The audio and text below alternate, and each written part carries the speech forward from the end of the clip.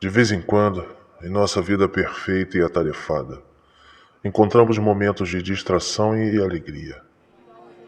Foi quando Marcelo e sua esposa Alice, que estava de 8 meses de gestação, saíam de uma confraternização na casa de um casal de amigos.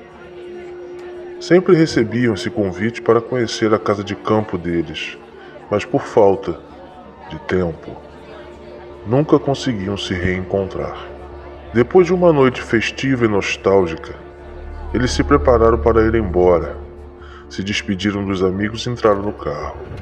No caminho de volta, sentiram dificuldades para achar a rota certa.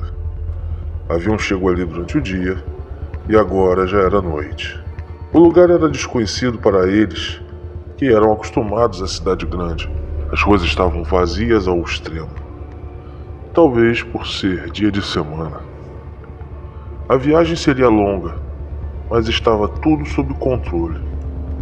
Na volta para casa, tudo parecia bem, até que Alice começa a se queixar de dores agudas na barriga.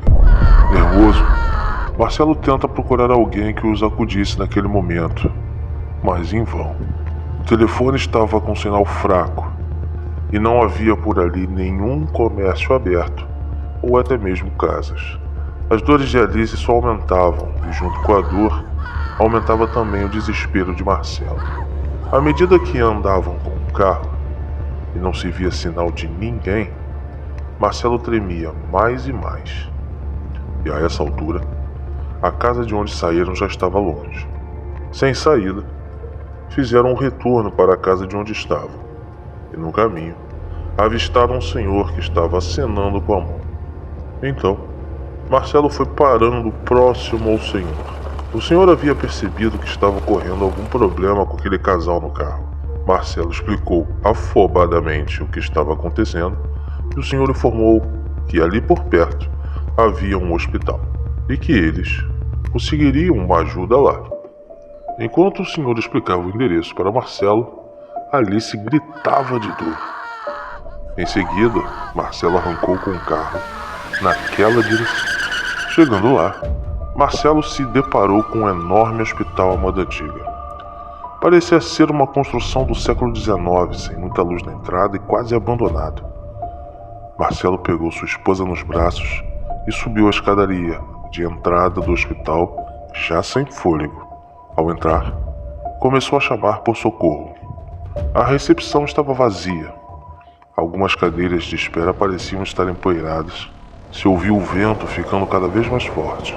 Parecia que o tempo estava mudando. Em meio às dores de Alice, Marcelo ouviu passos de salto alto na madeira. Uma senhora apareceu dentre a escuridão do corredor. A senhora pergunta com uma voz sinistra o que eles estavam fazendo ali. Marcelo, entre desesperos e gritos, começa a explicar a situação.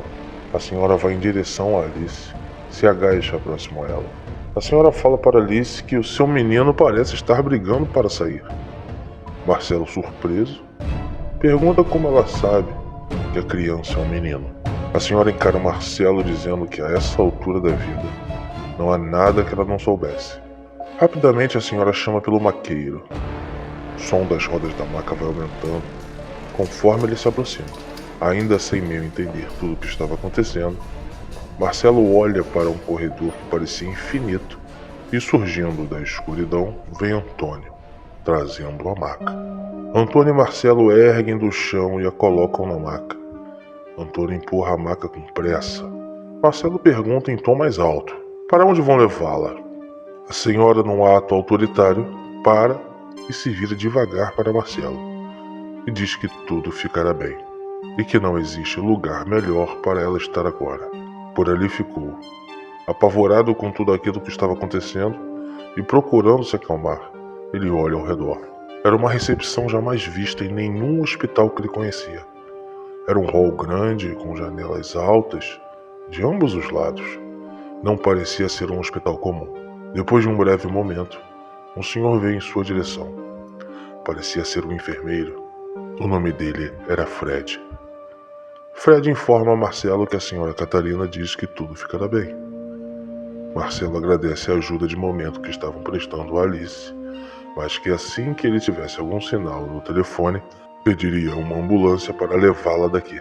Fred diz que entende a situação, mas que nesse momento não há lugar melhor para a esposa dele estar.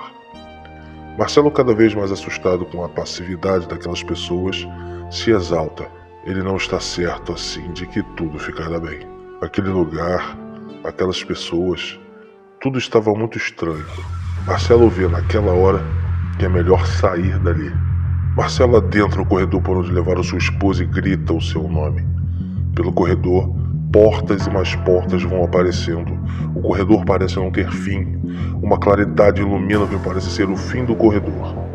Ao chegar lá, um livro sobre um púlpito e uma cruz. Marcelo se aproxima lentamente do livro.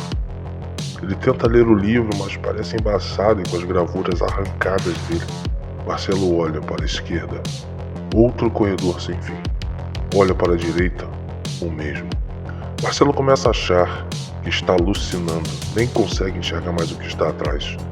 A chuva chega junto com ela, relâmpagos e trovões. Um som de uma criança chorando ele ouve. Angustiado, ele sussurra.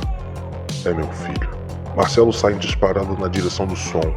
Começa a abrir porta por porta, todas vazias. Continua a percorrer todos os corredores e só encontra salas vazias e macas abandonadas. Ele se dá conta de que não havia ninguém mais no prédio.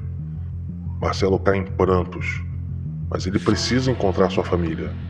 Ele continua a correr, e correr, e correr, e consegue voltar ao hall da recepção. Apenas o som da tempestade é ouvido, seguido de trovões. Depois de alguns segundos tentando pensar em algo, Marcelo sai e vai em direção ao seu carro para tentar encontrar uma delegacia. Seu carro não estava mais lá. Marcelo então começa a andar pela rua. Os gritos de dor da esposa não saem de sua mente. Atordoado por sua confusão, ele continua tentando encontrar ajuda. Ele apenas sai, andando e tropeçando, já muito cansado e quase sem forças. Anda por horas a fio. Os gritos, o choro. Ele pensa no porquê de estar passando por aquilo tudo. Como um dia tão feliz poderia virar um pesadelo sem fim? Quando amanhece, Marcelo é encontrado no chão por moradores da região. Seus olhos mal se abrem e ele tenta explicar aos populares o que havia acontecido. E logo questionam ele. Meu amigo, aqui não existe nenhum hospital. O mais próximo daqui fica a uns 50 quilômetros. Não, moro aqui há 50 anos e nunca ouvi falar de um hospital assim. Marcelo, fraco e zonzo, se levanta com a ajuda dos demais e continua discordando deles. Já de pé, perguntam a ele o porquê dele estar coberto de sangue. Marcelo nada entende e começa a voltar para o hospital. Corre, corre, corre, com menos velocidade do que antes. Ao chegar lá, ele vai ao chão de joelhos. As lágrimas escorrem pelo seu rosto. Nada havia lá. Apenas um resto de construção que existiu ali há muitos e muitos anos. Pedras e escombros foi o que restou.